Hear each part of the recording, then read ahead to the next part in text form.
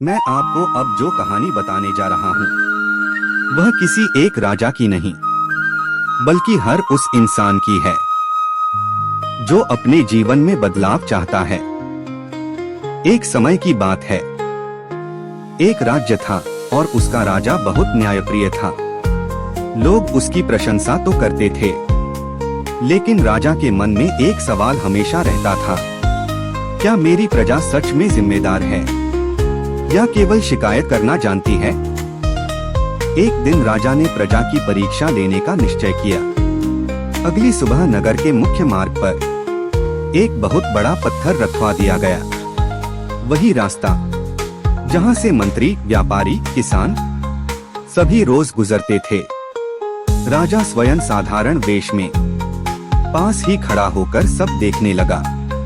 कुछ ही देर में एक अमीर व्यापारी आया। पत्थर देखा, रुककर बोला, राज्य में कैसी अव्यवस्था है, राजा को कुछ करना चाहिए। और वह पत्थर के किनारे से निकल गया। फिर कुछ दरबारी आए, आपस में बोले, अगर यही हाल रहा तो प्रजा क्या सोचेगी? उन्होंने भी पत्थर नहीं हटाया। एक किसान आया, उसके कंधे पर बोझ था। पत्थर से ठोकर लगी, वह गिर पड़ा।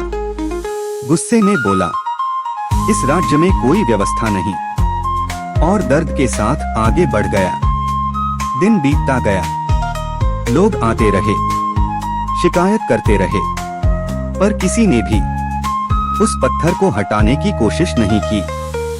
शाम होने लगी, तभी एक गरीब युवक वहां पहुंचा, थका हुआ, साधारण कपड़ों में, लेकिन आंखों में संवेदना थी।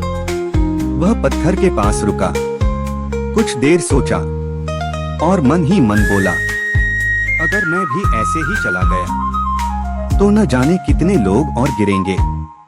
उसने अपना बोझ नीचे रखा, पूरी ताकत लगाकर पत्थर को हटाने लगा। काफी मेहनत के बाद जब पत्थर हट गया तो उसके नीचे एक छोटी सी थैली दिखाई दी। थैली खोली, उसमें सोने के सिक्के थे और एक पत्र में लिखा था, यह पुरस्कार उस व्यक्ति के लिए है जो समस्या को कोसने के बजाय उसे बदलने का साहस रखता है। उसी क्षण राजा सामने आया। राजा ने कहा, आज तुमने केवल पत्थर नहीं हटाया, तुमने यह सिद्ध किया कि राज्य का भविष्य शिकायत करने वालों से नहीं, जिम्मेदारी उठाने वालों से बनता है। युवक की आंखों में आंसू थे।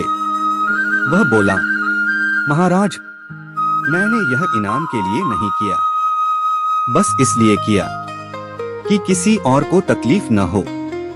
राजा ने उसे सम्मान दिया और उसी दिन उस युवक का जीवन बदल गया। और शायद यही बात हमें भी समझनी चाहिए, क्योंकि जीवन में भी अक्सर रास्ते में पत्थर आते हैं।